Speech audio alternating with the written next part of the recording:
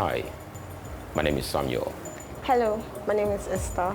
Hi, my name is Korede. Hi, my name is Chibuzo, academic leader at Semicolon. By 2040, Africa will have half the world's working age population. But potential means nothing without access. In the heart of Lagos, something bold is happening. Something that merges philanthropy with purpose and tech with transformation. Adeniyi and Gloria Abiodun, Nigerian-born, Silicon Valley-based, and globally accomplished, have launched a $1.3 million endowment to help build Africa's next generation of software engineers, not with handouts, but with hope, training, and access. Through a powerful partnership with EdTech firm Semicolon Africa and FinTech firm Middle, they are reimagining education financing, offering student loans at accessible rates via an endowment fund managed by the Inurere Foundation, so dreams don't die in the shadows of high interest rates. At the center of it all, young minds, big dreams, and the belief that Africa's tech revolution must be built by Africans for the world. This is their story. It's not charity, it's capital with a conscience. This is Code for Change.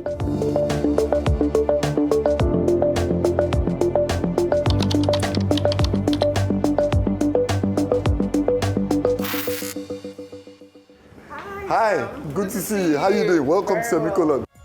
In a brightly lit training room in the heart of Yaba, also fondly called Nigeria's Silicon Valley, we met the future. These students are part of a growing tribe benefiting from Semicolon's program and the Abiodun's Low Interest Loan Fund. For them, it's not just a training, it's a lifeline, a launch pad into a world they once thought was out of reach. We walked the halls of Semicolon with its founder, Sam Emmanuel, a graduate of London's Imperial College with over 18 years of experience in software engineering. His vision is clear: build tech talent one life at a time. So what you're seeing is essentially what it takes to build the next generation of software engineers and essentially the digital workforce. You can see how the cookie is made, the amount of hard work that goes into it. And what we're essentially doing is we're testing out the model and proving that this can be done in Nigeria and of course in Africa. Our goal is now from where we are, where we've tested the model, that how do we go on to hundreds to thousands and of course tens of thousands. That for us is that we have to ensure that we're training in terms of quantity, given the number of people that have to be trained, but not at the expense of quality. In one of the classrooms, we met Chibuzo, a teacher, mentor, and engineer who once walked a similar path. He told us he chose to teach not just to pass on knowledge, but to multiply purpose. If I'm not teaching tech, who should be? I mean, a number of people want to go work elsewhere, make money, and all of the stuff. But then if everybody's doing that, then who's going to train the ones that would go do other things? And so yes, here we are, teaching tech. What do the students learn from the program? It's a 12 months techpreneurship program, and in all of the 12 months, they're exposed to 3 core things. The first 3 months of their program, they spend a lot of time trying to build their problem-solving skills, things around design thinking, things around critical thinking, how to critique things they see, how to, when they go to social media, for example, the things around social media could be toxic. How do they know which is fact, which is true, and how do they judge that? And of course, they move on into doing software engineering. In the software engineering part, they're exposed to several technologies, Java, Python, JavaScript, Golang, and all of it. And of course, though it seems foundational, when they are done from the program, they get the skills to learn just any technology they can find their way around. Of course, with the latest addition now, we've added SWI to our program. And so with the SWI blockchain now, they're exposed to the Web3 technology. But before they are done with their program, the partnership with Henley Business School, they're exposed to business management, where they spend some time with a professor from Henley Business School, take them through entrepreneurship for 1 week. The idea there is that after they've learned software engineering and everything around software engineering, a number of them want to go monetize their skills. How then do they have the idea and the knowledge to monetize their skills? Hence, our partnership with Henley Business School.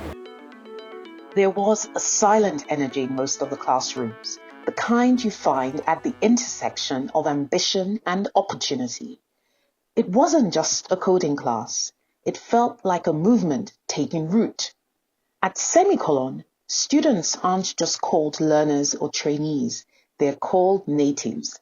When I asked why, Sam smiled and shared the story. So our name is actually Semicolon Village in recognition of African context. And so those that train here are referred to as natives of the village. Those that have gone through the program and graduated are referred to as ancestors. And those that work here are referred to as elders. And of course, people like you that are friends of the house are referred to as citizens. In the word native lies ownership, pride, and purpose. They may arrive as outsiders to the world of tech, but they leave fluent in its language, natives of innovation. I spoke to 3 of the trainees, each bringing their own color to the canvas of Nigeria's digital future. Esther Ikechukwu was once on a path to become a doctor, but something about the thrill of building, the brain power of problem solving pulled her into tech. Her favorite problem to solve, malaria. She wants to tackle it with data, code, and digital tools. Her brother is here too. Esther believes Nigeria's youth are its greatest asset. It's hard to disagree. Tech was just tech. Everybody was doing tech, and I really love being a doctor. And then my brother talked about Semicolon and said I have to be here. And then I came, heard the CEO talk the first day, and I was captivated, and here I am. Tech is interesting and it's thrilling.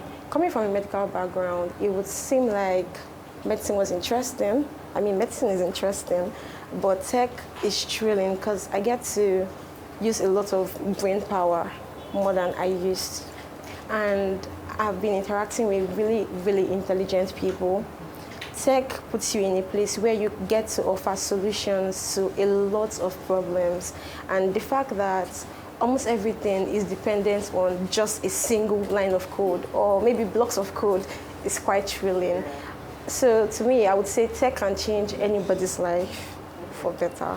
If there's a way I could incorporate medicine and technology to come up with a solution that would help solve malaria, the problem of malaria, because it seems like malaria is everywhere, and right from the day I was born, I've been hearing of malaria this, malaria that, and I'm thinking to myself, why can't there be a solution to this? So I hope to solve that one day and also help other healthcare sectors with sicknesses like cancer. I'm really, really interested in cancer. A day in my life in Semicolon. Semicolon training is a place for development. And when I talk about development, I'm not just saying tech development. I'm talking about character development. Because you get here, you get to meet different kinds of people, which is quite interesting because almost everybody is different. They come from different backgrounds. You have to learn to accommodate people better. You have to learn to be kinder, be more patient. And then the brain work is the best part for me because I thought I was using my head before. Turns out that I'm using it more now. And Semicolon will put you on your toes. You have to read back to back. By the time you think you're done with one task, they're dropping another task, another task, another task, and with really short time frames. So you are prepared for, okay, when you are under pressure, you know how to be calm under pressure, and that works really well. I'm learning Java, Python. I'm also learning JavaScript. I've done a little bit of HTML and CSS. I'm also learning React, and I'm also learning Flask framework, Spring Boot, and Django.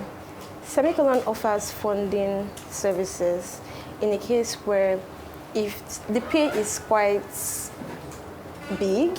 Because of the funding, I'm here and I get to learn and be here. Because if we're looking at just the pay, my brother is here too. It's a lot to pay for 2 children. As young people, we are the power of Nigeria. We are the new generation. We are the ones that bring the change that would happen in this country.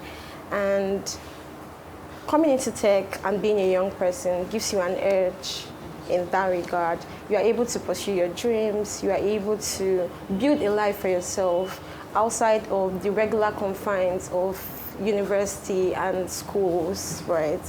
And then as a young person, you are more active and you are stronger. Your brain is able to accommodate new things. It's really, really the best idea, the best decision you can make.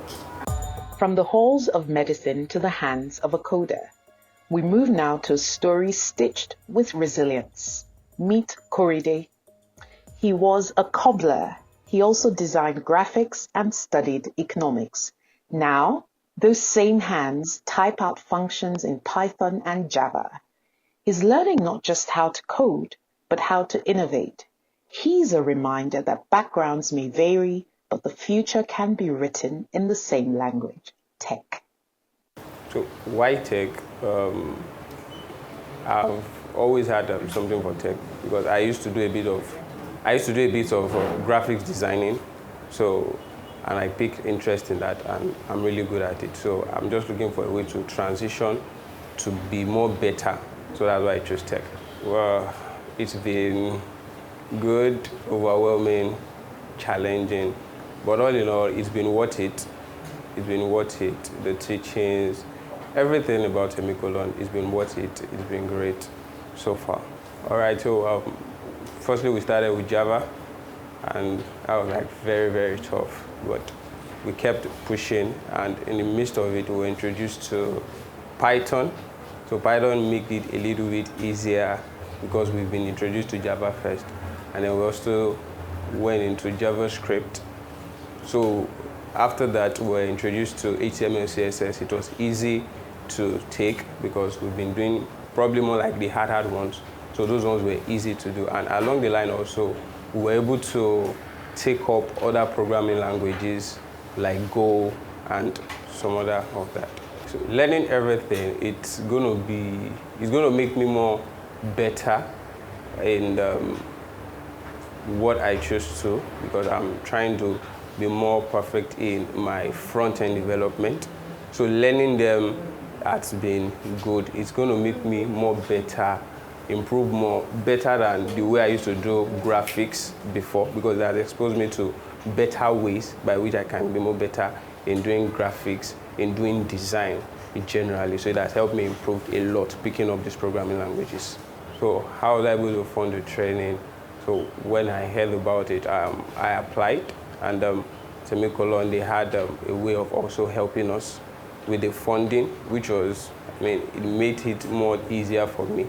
So I didn't have to think more about funding because, I also have some other things to think about. So the funding for the program, Semicolon, have actually helped a lot in that aspect, making it easier. Not thinking about the money part, but just focusing mainly on learning what you are here to do and getting it right.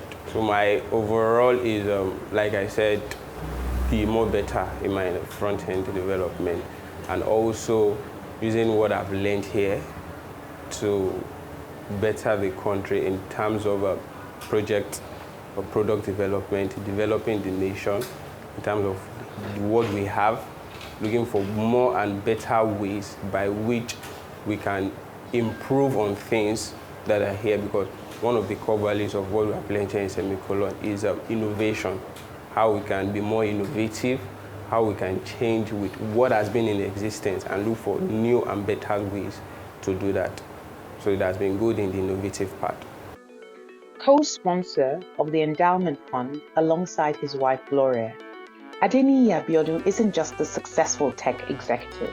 He's a builder of infrastructure, a shaper of ecosystems, and now a catalyst for change. Born in Nigeria and raised in the UK, Adeniyi's path took him from engineering roles at JP Morgan and Oracle to the epicenter of Silicon Valley innovation.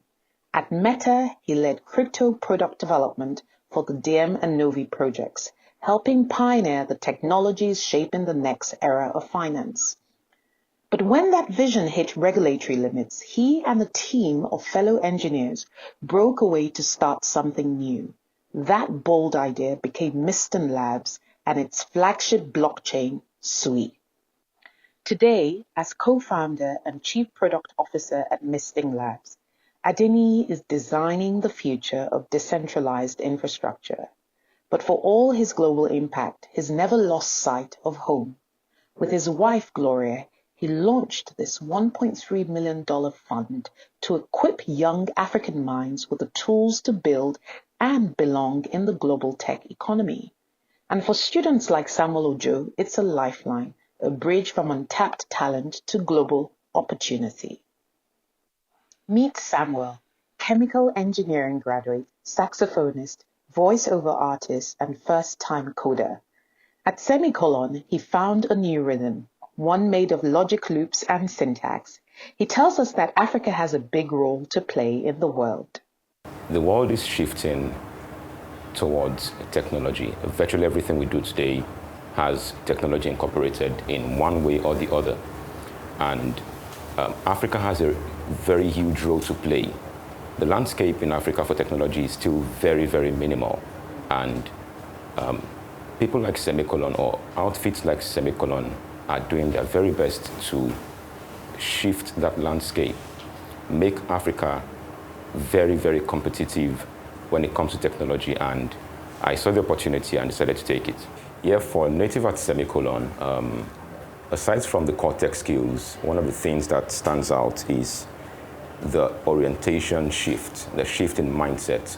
So before you're able to really apply tech skills to bring out meaningful solutions, you need to be at a position where you know what the user needs, what the community needs, what the society needs. And that's where design thinking comes in. That's one of the offerings of Semicolon. But when it comes to core tech skills, languages are just tools. So languages like Python, Java, JavaScript, these are just tools that we use to accomplish what we need to accomplish. One of the visions of Semicolon is to improve the tech landscape in Africa and make Africa competitive globally. And you would agree with me that that is time intensive as much as it is capital intensive. And funds like these have been able to make the process as seamless as possible. You know, one of the things that helps you achieve things or be productive is when you have a clear mind. So when you know that there's zero worries about funding, about capital, you're able to apply yourself judiciously to the process, and that ensures optimum productivity. So yes, the fund has been very, very enabling and good for us. There's a lingo, I don't know whether it's throughout the village, as we call it, or in my cohort. So when you ask, what are we doing today? We are trying to take over the world. So yes, that's the goal. After Semicolon, take over the world, starting from Nigeria. I'm an avid believer that the vocational system is the way to go. Back at the Arise studio, I sat down with Adeniyi Abiodun and with Semicolon's founder Sam Emmanuel to ask, what does it really take to catalyze Africa's tech future? So, Adeniyi Abiodun, you and your wife Gloria recently launched this $1.3 million endowment fund for tech talent in Africa. What was the personal story behind this that led you to make such a bold commitment? Yeah, I mean, I've been in tech for years. I born in Nigeria, left when I was 8 years old. The reason why I was able to be successful in my life was someone took a chance on me, was able to help me actually get a foot on the ladder to actually build wealth, and actually succeed in businesses that I built. And only naturally I feel I should be doing the same to give back. And at the same time, to do that, you need to find a partner that can actually allow you to do that successfully. Because philanthropy is one thing, but to have impactful philanthropy, you need great partners. Yeah. Hence why I partner with Semicolon. Yeah, I was going to ask what it feels like working with your spouse in the tech business, whether you get any type of friction. Because I know the early part of your story when you were doing your Bitcoin mining, you know, that famous story of how Gloria literally wanted to kick you out of the house. But maybe we'll save that conversation for later. Sam, I'm going to come to you because in order to do what you do, you're training software engineers. It also takes deep conviction. So what is the real purpose behind what you're doing? Thanks. I've always said I think it's, let's call it absolute madness, that we are in a country that is blessed with so many young people who are talented, who are eager to work, and a lot of them are saying that they can find work. At the same time, you have many companies saying that they can find people with the right skills. And then you also then see a pattern where we, at some point, we're outsourcing a lot of work to other countries. And so the conviction was, if we don't figure out ways to organize and coordinate ourselves to contribute to the development of our country, who's going to do it? And for whether it's a company, whether it's a country, that journey of development has to start with human capital. Each of us in this conversation, somebody at some point, typically our parents, invested in us, and that's why we are sort of where we are. So the conviction was, how do we enable an equitable access to economic opportunity by giving people skills that would essentially help them get jobs? Yeah, and it's interesting because, you know, before you set up your businesses, you worked for some of the big global tech companies. You've done Meta, I think you've done Oracle, and then you worked in banking, investment banking, JP Morgan. Was there something about those roles, that part of your career journey, that made you feel that philanthropy could be a good way to really make a difference? Yeah, I mean, for me, everywhere I've been and I've seen Nigerians succeed at a very high level. And every Nigerian I've met, whether I was working with them at Meta, whether I was working with them at JP Morgan, I saw excellence. And I felt it was a bit of a shame that we don't get to expose our excellence locally. We have to be exported to other countries to get that sense of excellence or get that sense of success. So some of the work we're doing is really along the lines of how do we enable homegrown talent in Nigeria so Nigeria can be a net exporter of tech talent and also can come up with the next generation businesses that will bring on billions of people onto the internet. So I felt philanthropy is the way to go. I don't believe you can always count on government or count on other organizations to make it happen. Those who have been blessed to be able to succeed should have an obligation to do something about it to actually help. And I think an element of business acumen comes with it because just throwing grants doesn't help. Yeah. There always has to be something sustainable, which is a model I always go for. And you did semicolon. I think you have this, a part of your sort of values is sustainability and dignity. And it was interesting because we talk philanthropy and most people might think it's just kind of free money. But these are actually loans, right? Concessionary loans. So how does that fit into the model of what you're trying to do at Semicolon? So at Semicolon, when we were starting, in 2019, we were charging 1.8 million naira. You say you're trying to address the problem of youth unemployment and you're charging a fee that clearly people can't afford. For people to train, for to people pay to get that trained. to come and yes. train. Yeah. And so clearly you know that people can't afford it. And so you have some choices, at times seemingly hard choices to make. Do you water down the curriculum, water down the training to a point where people can afford it?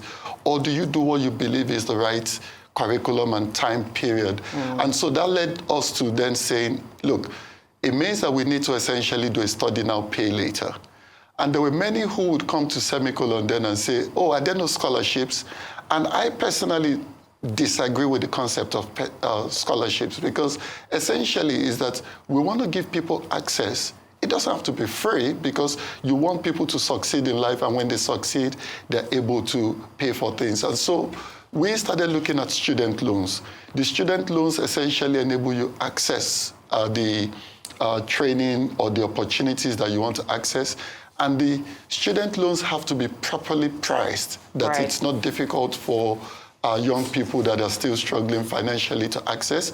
And the student loan has to be financed by patient capital. Absolutely. That is able to wait enough time for those people to be firm on their feet. And so the model was, we do student loans. The student loans has to be based on patient and inclusive capital.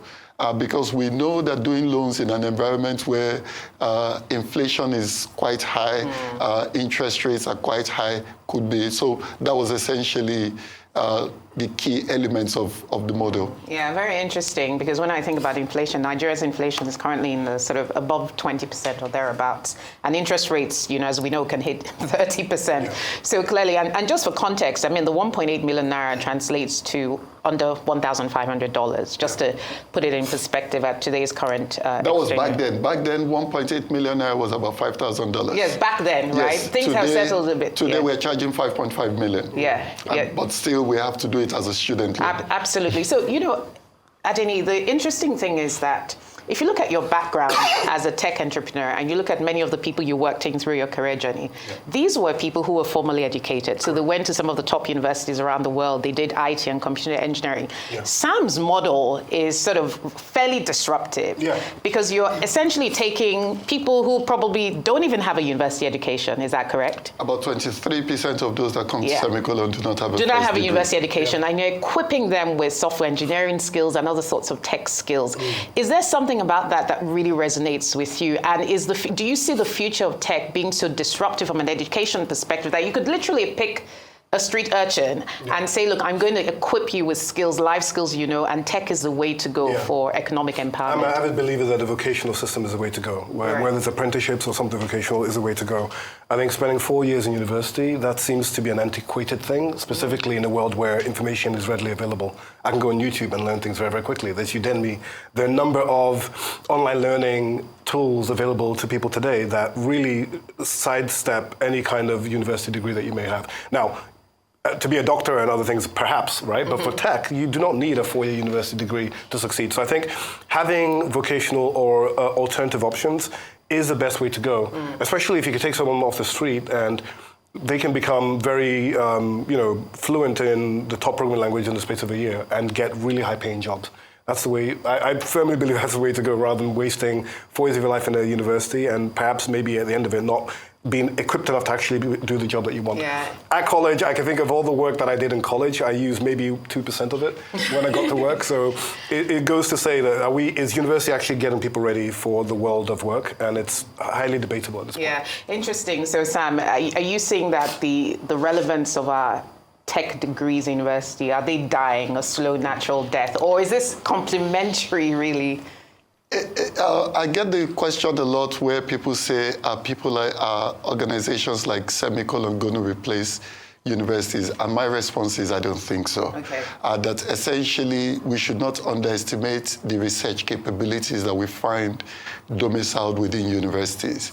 But having said that, we know that the world of tech moves very quickly, and those who are in academia at times may not be able to move as quickly. And so we see ourselves as complementary. And now even we ourselves, we are signing partnerships with universities because we recognize the fact that we're having an increasing number of people who say, I don't have a first degree, but I want to learn tech so that I can get a job, essentially the vocational route, like Adeni was just saying.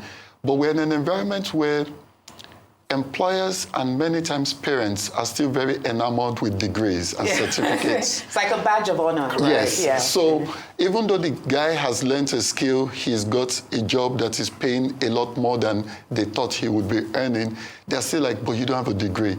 And so we've started signing partnerships with universities where after the 1 year with us, now you can go to one of our partner universities and do 4 semesters, and you're then able to get the degree. But the point is, the vocational technical training is still the focus. All we're doing is that we're adding the additional credentialing that gives the employers and the parents that comfort. Okay, my daughter and my son have a proper degree. So, Nii, interesting, in looking through what you're trying to do, one of the programming languages you're introducing for this skills acquisition is Move. Correct. Right, which is one utilized by your SWE network. So if I was looking at this on face value, you're essentially creating a future workforce for yourself, right? Technically, that's what you're doing. Why this specific programming language? And can you tell us a bit about the SWE network and what you're trying to do, the difference you're trying to make? Yeah, so what people don't know is the internet is fundamentally broken. It just works by magic, to a large degree, right? There are many protocols that keep the internet up and running, but there's a new internet that's coming where it's an internet of assets. The internet is great at moving data, but it's terrible at moving value. So there's going to be an internet of value where everything is composable, meaning you can build application for a banking software and it can be plugged into by a number of people. You don't need to have all these complicated APIs that exist today. So that world where everything on the internet is programmable and reachable is going to be a new future. And it's important because Move will be the JavaScript of the new internet. So if you want to program anything to do with money, anything to do with credit, anything to do with a financial system, anything to do with value accrual, those systems need a monetary programming language to handle them, especially when you need safety. So the reason why we're always going to be investing in Move is we believe that will be the language you need to get a proper job in the future when the internet is a lot better connected. Mm-hmm. So we left Facebook specifically to solve this problem, where we felt more and more of internet is becoming more centralized by large bodies like Facebook and Google. The future of the internet will be more decentralized.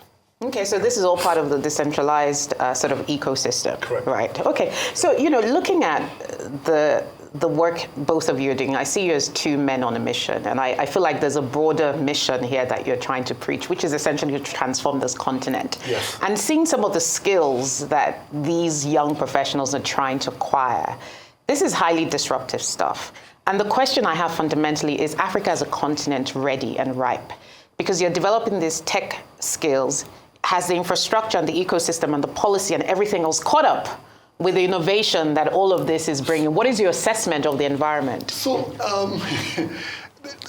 many times innovators are described as disruptors, but I think there's also the element where innovation by definition will always be ahead of regulation. Right. Because you're doing something in many cases that may not have existed before.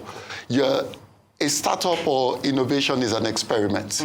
And so if and when it works, government then says, oh, okay, we need to ensure that there's enough safety and protection for the wider public that may be adopting this new thing that has worked. And so for the work that we do, many people ask, how are you going to find them jobs? And I say, are jobs missing? That we are looking for them, that we have to create the jobs.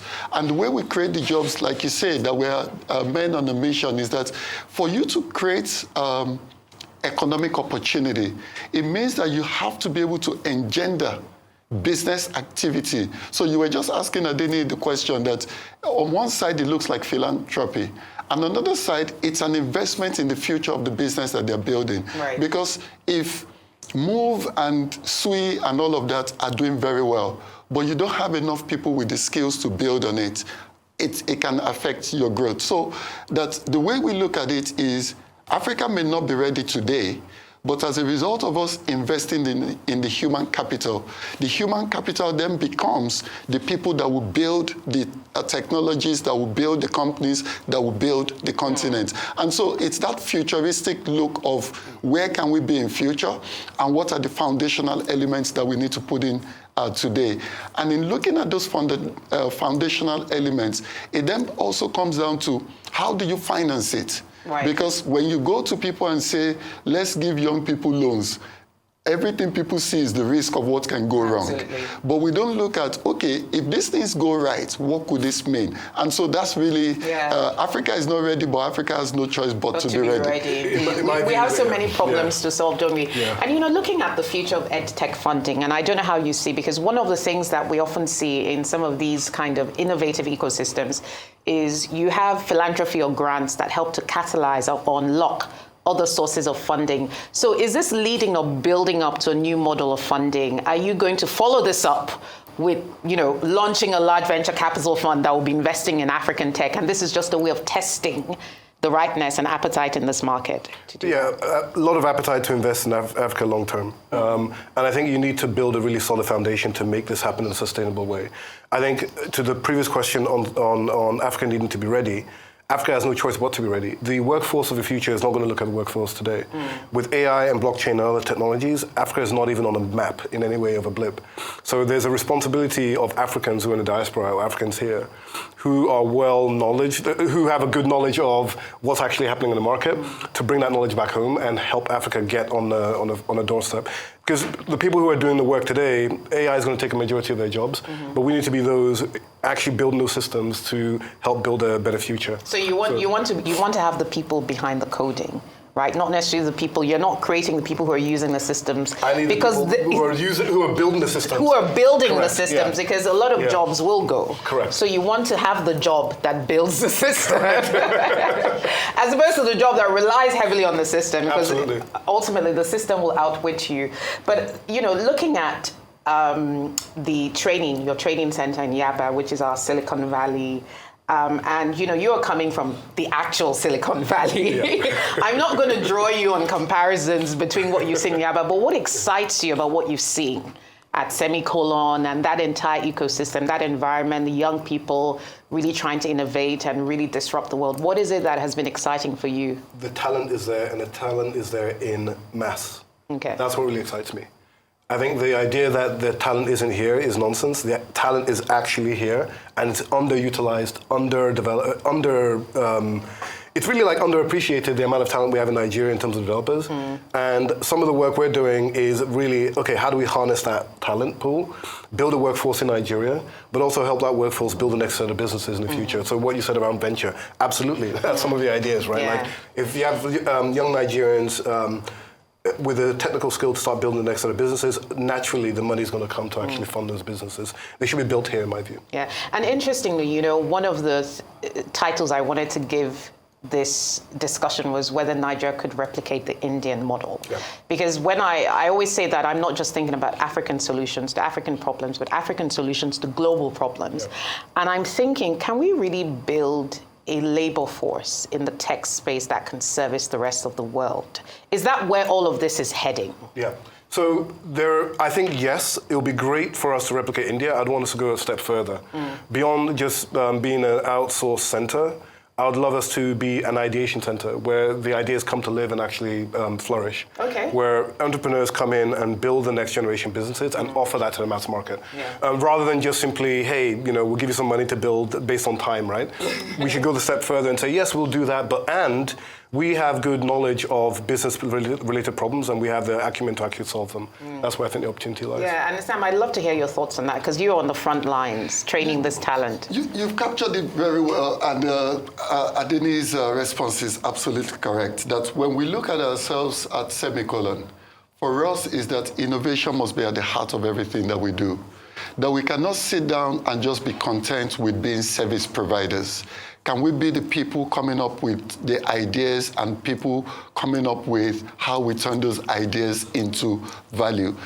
We speak to people at Semicolon and we say, Semicolon has to be a place for thinkers and tinkerers. So you must be able to think through things and then tinker until you come up with something that, if we're thinking of the future of our continent and equitable access to broad-based economic opportunity, that we have to remember that not everybody necessarily needs to become a software engineer, but everybody as part of the digital economy must understand how to tech enable what they do. And in doing that is that we're going to see a lot of opportunity for growth. I tell people, don't think about growth in terms of it grew 10%, 15%. That's the stock market. You were just talking about Silicon Valley. We need to start thinking in terms of multiples. 10x, 100x. And so we speak to those at Semicolon and say, look, you must have a growth mindset that when you see the problem, don't come up with some pedestrian solution and say, here it is. Think about how do you turn this into something that not just the person in Mushi or Ajegunle will use, but somebody sitting in New York will look at it and say, wow, this is excellent. There's been stories in the past, Stripe acquired Paystack, and later on, Stripe launched some features that actually originated from Paystack.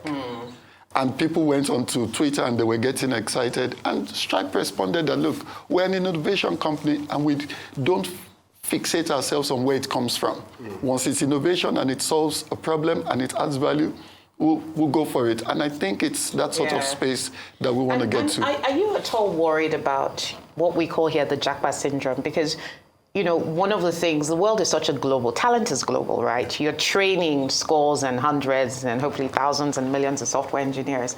Are they going to stay in Nigeria once they're equipped with these skills? So one of the things that, if we look at our population dynamics, whether it's in Nigeria or whether it's across the continent, if you use Nigeria to extrapolate, Nigeria over 200 million, about 70% of that population is below the age of 30. Of that population that is below the age of 30, about 60% is either unemployed or underemployed. And so the question is, should our worry be the fact that people japa versus that if we have this amount of people imagine the opportunity, whether they stay or they go. And so the challenge for us is, how can we train enough people in terms of quality and quantity that even those that go, they go, but we still have enough to not only service ourselves, but service all of others that would want to be interested not only in our services, but the innovation and the ideation that comes. So for me, JAPA, it has never been a concern or a problem, because probably all of us on this table are examples of what JAPA turns into. That so eventually we come back, right? We come back in one way or the other, that somehow there's been the love for the motherland that is deep in our hearts, that we eventually come back. So I don't think the JAPA is a thing. And if we don't come back, we send money back, right? That's good. But Nee, just as a final question to you, looking at, for every young person that's walking into Semicolon's training center in Yaba, what do you want them to walk away thinking and believing about themselves and how they can change the world? I'm a product person, so I obsess about solving problems. I'd want people leaving Semicolon's programs being really deep thinkers and able to solve and also articulate how they solve problems. I think that's actually what we want. We want, beyond just being able to write code, thinking about problems in a very holistic way and coming up with interesting solutions. That's what we want. We want problem solvers. And if we can keep building a nation of problem solvers, a lot of the problems we have in Nigeria, hopefully over time can get resolved. And in terms of the basic administration of this endowment fund, this is being managed by the Inurere Foundation. Can you just tell us a bit around the mechanics of how this will run? Yeah, I mean, from my extent, myself and my wife, we donated $1.3 million to the endowment. It's, for us, no profit. The money's gone. We don't receive any of it back. But the whole point over time, as we increase the fund, is to have a pool that can fund loans that's managed through Middle and Semicolon. So perhaps you can talk more about it. Yes, I can talk. So one of the things that we've been looking to do once we realized some of the challenges of making student loans affordable was, how do you, access patient capital? How do you access low-cost capital? And so as part of all of that, we set up Inurere Foundation, which is an NGO, essentially, which allows people like Adeni and others to make a donation. And then Inurere Foundation, then we also have Middle, which is essentially an inclusive financing fintech that at the moment is focused on student loans. So Middle essentially has set up the Gloria and Adeni Abiodun Endowment Fund. Inurere Foundation makes the donation to that endowment fund, and Middle then processes loans that get referred to it, and it essentially does it from there. Last year, MPR went up to, I think it was 27.75. Yes. And we decided the interest rate, yes. Wow. And we decided that we're going to be doing student loans at 12%. Wow.